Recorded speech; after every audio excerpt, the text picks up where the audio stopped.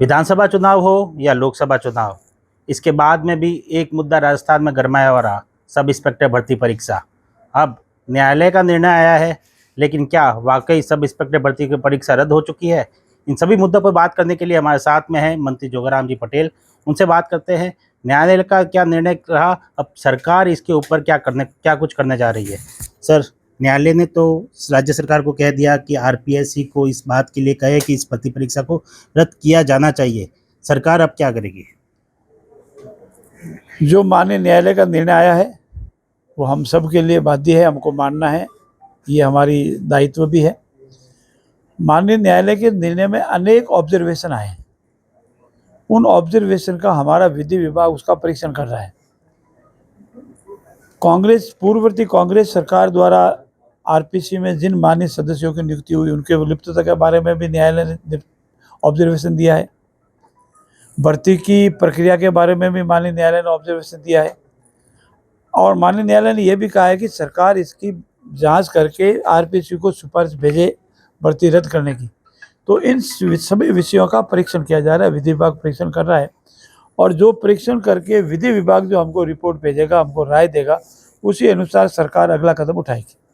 Sir, आपकी committee ने यह अनुशंसा की थी कि इस भर्ती परीक्षा को रद्द नहीं किया जाना चाहिए।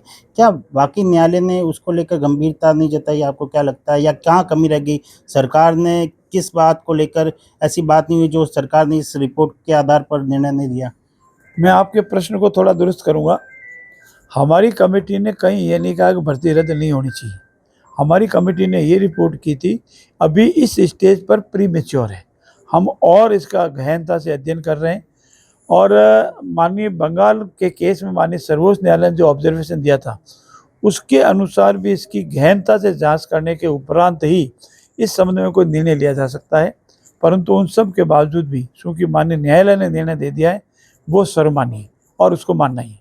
अब ये पूरा मामला, जो अभ्यर्थी असफल हुए थे वे कोर्ट में जा रहे हैं, डबल बेंच में जाने की उम्मीद है। ऐसे में कोई जीत हार की बात तो सामने नहीं आ रही, इसमें तो आगे और लंबित होने की बात आ रही है सामने। अब जो प्रभावित पक्षकार है, पीड़ित पक्षकार है, अफेक्टेड पर्सन्स है, उनका अपना अधिकार है। वो अगर न्यायालय में, उच्च न्यायालय में, डबल बेंच में, सर्वोच्च न्यायालय में, खंडपीठ में जावे तो उनका संवैधानिक अधिकार है। उस संवैधानिक अधिकारों के बारे में कुछ नहीं कह सकता और माननीय न्यायालय डबल बेंच क्या निर्णय पारित करे, क्या देवे, ये सारे भविष्य के प्रश्न हैं। इस बारे में अभी कहना कुछ भी प्रीमैच्योर है। कोर्ट ने यह भी कहा कि उन लोगों के लिए जो नौकरी छोड़कर इसमें आए हैं उनको नियुक्ति देनी चाहिए पुराने पदों पर। सरकार को इसको लेकर स्टेप उठाना चाहिए। अब जब कोर्ट में वापस ये मामला जा रहा है, ऐसे में राज्य सरकार यथास्थिति पर मामले को रखेगी, या इसके ऊपर जो सरकार ने कहा है पुरानी नियुक्ति देगी, या जो नई वैकेंसी आ रही है उसमें कोई पदों में छूट देगी? जितने भी ऑब्जर्वेशन माननीय न्यायालय ने किए हैं, जैसे ये भी ऑब्जर्वेशन किया है कि जो हमने नई भर्ती निकाली है, एसआई भर्ती नई निकाली है 1000 के लगभग, उसमें हो सके इनको एडजस्ट करो, इनको मौका दो।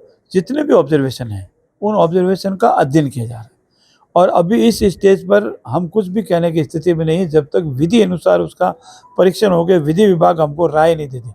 उस राय के उपरांत ही अगला कदम सरकार का होगा। मुख्यमंत्री स्तर तक बैठक करके इसमें कुछ निर्णय लिया जाएगा सर? विधि विभाग की राय के उपरांत विधि अनुसार इस पर कार्रवाई की जाएगी। सर, फैक्ट्स पे तो बात हो गई, लेकिन पॉलिटिक्स भी बड़ी हो रही है इसमें।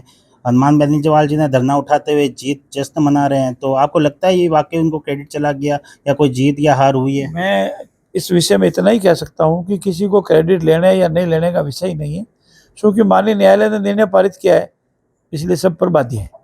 पर लेकिन जिस तरह से एक ऑडियो वायरल हुआ मंत्री जी किरोड़ीलाल जी मीणा और हनुमान बेनीवाल जी का, जिस तरह की खींचतान देखने को मिली, आपको क्या लगता है किस तरह की भाषा का उपयोग और इस तरह की खींचतान किस तरह से देखते हैं? मैं व्यक्तिगत रूप से इतना मानता हूँ कि जो भी जनप्रतिनिधि है उनकी वाणी, उनका व्यवहार मर्यादित होना चाहिए।